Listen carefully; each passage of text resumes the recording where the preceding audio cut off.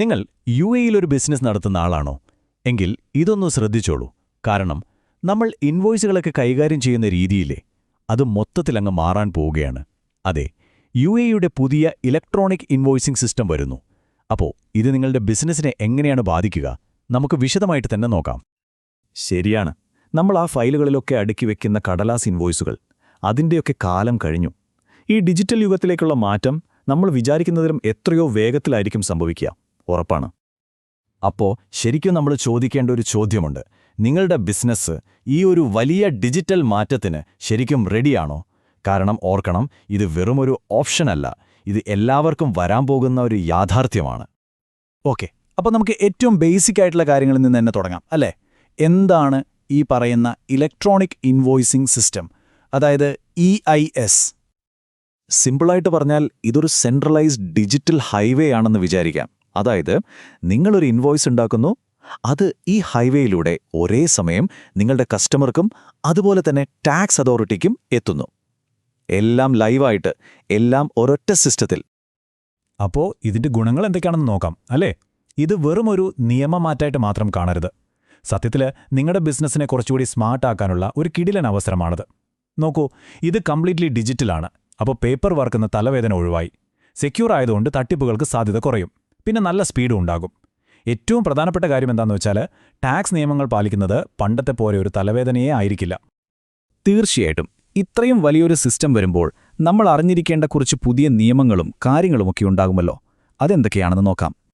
അപ്പോൾ ഇത് ആർക്കൊക്കെയാണ് ബാധകമാകുന്നത്? നിയമം വളരെ ക്ലിയറാണ്. യു.എയിൽ വാറ്റ് രജിസ്ട്രേഷനുള്ള ഓൾമോസ്റ്റ് എല്ലാ ബിസിനസ്സുകളും ഇതിന്റെ കീഴിൽ വരും. പക്ഷേ ചിലർക്ക് ഇളവുണ്ട്. ഗവൺമെന്റ്, എയർലൈൻ, പിന്നെ ചില ഫിനാൻഷ്യൽ സർവീസുകൾ, ഇവർക്കൊന്നും തൽക്കാലം ഇത് നിർബന്ധമല്ല. എന്നാലും അവർക്ക് വേണമെന്നുണ്ടെങ്കിൽ സ്വമേധയാ ഈ സിസ്റ്റത്തിലേക്ക് വരാവുന്നതാണ്.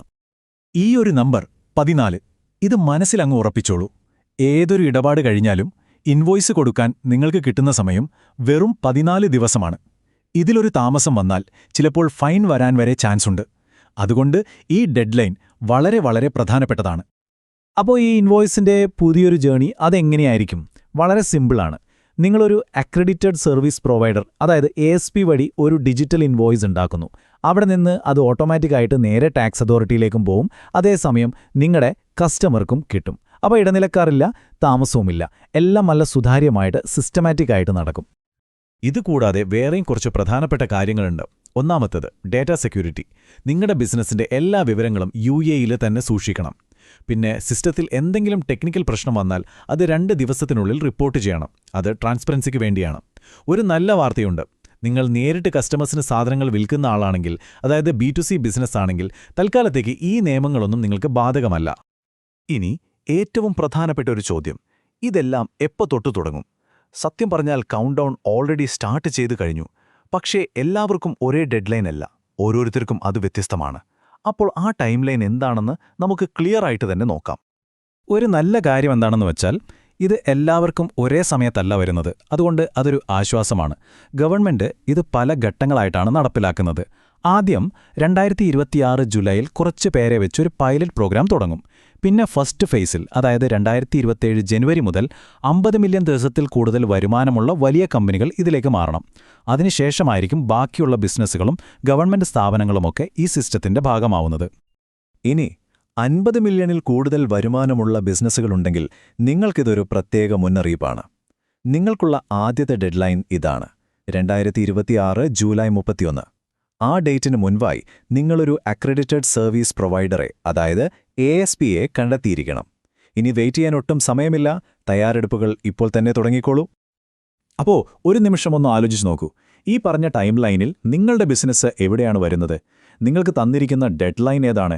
ഇത് നേരത്തെ തന്നെ അറിഞ്ഞുവെക്കുന്നത് തയ്യാറെടുപ്പുകൾക്ക് വളരെ വളരെ അത്യാവശ്യമാണ്. ഓക്കെ, ഇത്രയും വലിയൊരു മാറ്റം വരുമ്പോൾ സ്വാഭാവികമായും ഒരു ചോദ്യം വരും. ഇതിൻ്റെയൊക്കെ ആവശ്യമെന്താ? ഇതിനു പിന്നിലെ ശരിക്കുള്ള ലക്ഷ്യങ്ങൾ എന്തൊക്കെയാണ്? എന്തിനാണ് യു.എ ഇങ്ങനെയൊരു ഡിജിറ്റൽ വഴി തിരഞ്ഞെടുക്കുന്നത്? നമുക്ക് നോക്കാം. സത്യത്തിൽ ഇതിന്റെ ഗുണം ബിസിനസ്സുകൾക്ക് മാത്രമല്ല, രാജ്യത്തിന്റെ മൊത്തത്തിലുള്ള എക്കോണമിക്ക് കൂടിയാണ്. ഒന്ന് ആലോചിച്ചു നോക്കൂ. ടാക്സ് കൊടുക്കുന്നത് എളുപ്പമാകുന്നു, പേപ്പർ വർക്കുകൾ ഇല്ലാതാകുന്നു, എല്ലാ ഇടപാടുകളും നല്ല സുതാര്യമാകുന്നു. അങ്ങനെ വരുമ്പോൾ ബിസിനസ് ചെയ്യാനായിട്ട് പുതുതും കുറച്ചുകൂടി കാര്യക്ഷമമായ ഒരു എൻവയോൺമെന്റാണ് ഇവിടെ ഉണ്ടാകുന്നത്. അതുകൊണ്ട് ഇത് വെറുമൊരു നിയമമായി കാണരുത്. UAEയുടെ ബിസിനസ് ഭാവിയെക്കുറിച്ചുള്ള ഒരു വലിയ വിഷനാണിത്. ബിസിനസിന്റെ ഭാവി എന്തായാലും ഡിജിറ്റലാണ്, അതിലൊരു സംശയം വേണ്ട. പക്ഷേ ചോദ്യം ഇതാണ്, ആ ഡിജിറ്റൽ ഭാവിയിൽ നിങ്ങളുടെ ബിസിനസ്സും ഉണ്ടാകുമോ? ഈ പുതിയ ഇലക്ട്രോണിക് ഇൻവോയ്സിംഗ് സിസ്റ്റം ശരിക്കും ഒരു തുടക്കം മാത്രമാണ്. അപ്പോൾ ഈ ഡിജിറ്റൽ വിപ്ലവത്തിൽ വെറുമൊരു കാഴ്ചക്കാരനായി നിൽക്കാനാണോ അതോ ഇതിൻ്റെ ഒരു ഭാഗമാകാനാണോ നിങ്ങൾ തീരുമാനിക്കുന്നത്? ഒന്ന് ആലോചിച്ച് നോക്ക്.